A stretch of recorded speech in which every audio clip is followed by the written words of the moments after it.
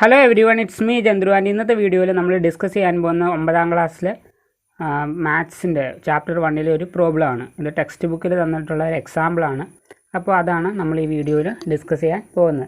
അപ്പോൾ ക്വസ്റ്റ്യൻ ഇതാണ്: a fraction simplified after adding 1 to its numerator become 1/2 if instead 1 is added to the denominator and then simplified it becomes 1/3. What is the fraction? Okay, എന്നതാണ് question. നമുക്ക് എന്താണ് algebra ഉപയോഗിച്ച് നമുക്കിത് solve ചെയ്യണം. അപ്പോൾ നമുക്ക് ഈ ക്വസ്റ്റ്യൻ്റെ മീനിങ് ഒന്ന് നോക്കാം. A fraction simplified. ഫ്രാക്ഷൻ എന്ന് വെച്ച് കഴിഞ്ഞാൽ എന്താണ്? ഇപ്പോൾ 1/2 ഒരു ഫ്രാക്ഷനാണ്, അതുപോലെ ഒരു 2/3 ഇങ്ങനെ ബൈ വരുന്ന ഡിവിഷൻ വരുന്ന അതിനെയാണ് ഒരു ഫ്രാക്ഷൻ നമ്പേഴ്സ് എന്ന് പറയുന്നത്.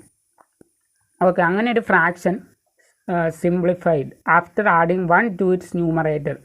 അതായത് ഒരു ഫ്രാക്ഷൻ ഉണ്ട്, അതിൻ്റെ ന്യൂമറേറ്ററിൽ 1 ആഡ് ചെയ്തതിന് ശേഷം സിംപ്ലിഫൈ ചെയ്യുമ്പോൾ 1/2 കിട്ടും. ഓക്കെ,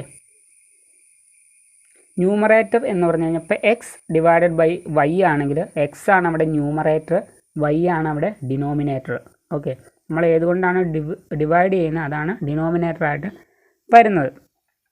ഓക്കെ, അതുപോലെ തന്നെ രണ്ടാമത്തെ ഇതിൽ കൊടുത്തിരിക്കുന്നത് if 1 is added to the denominator then it simplified it becomes 1/3.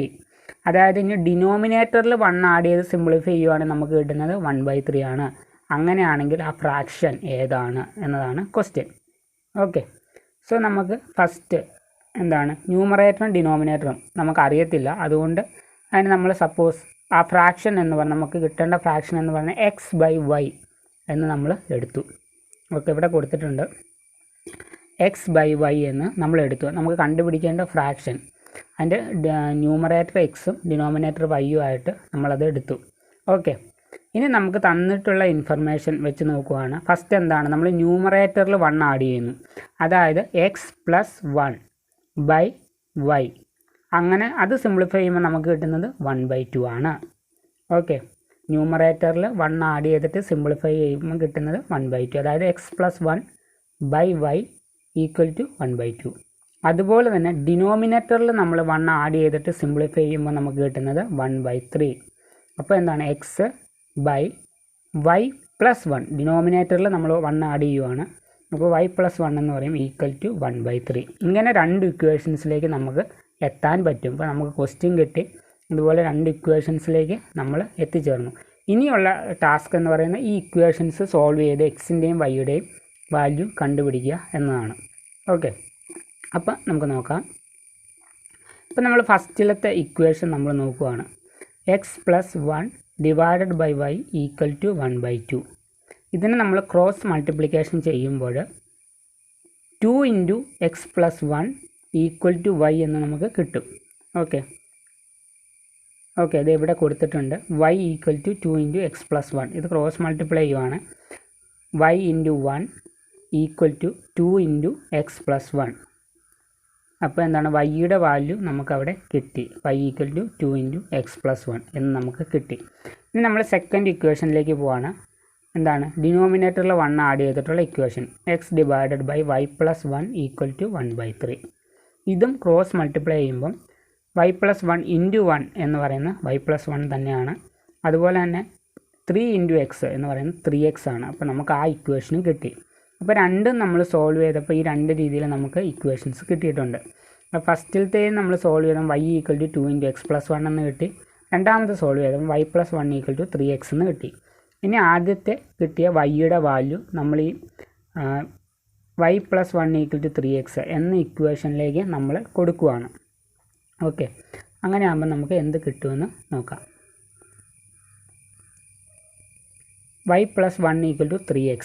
Okay, അതിൽ വൈയുടെ വാല്യൂ അതായത് 2 ഇൻറ്റു x+1 നമ്മൾ കൊടുത്തു കഴിയുമ്പോൾ കിട്ടുന്നതാണ് 2 into x+1 plus 1 equal to 3x എന്ന് കിട്ടും. 2 into x+1 plus 1 equal to 3x എന്ന് നമുക്ക് കിട്ടും. ഓക്കെ, അതിനുശേഷം അത് സിംപ്ലിഫൈ ചെയ്യുവാണ്. 2 into x 2x plus 2 into 1 2 plus പിന്നെ ലാസ്റ്റത്തെ 1. ഓക്കെ, അതും കൂടി ചെയ്ത് കഴിയുമ്പോൾ 3x എന്ന് കിട്ടും.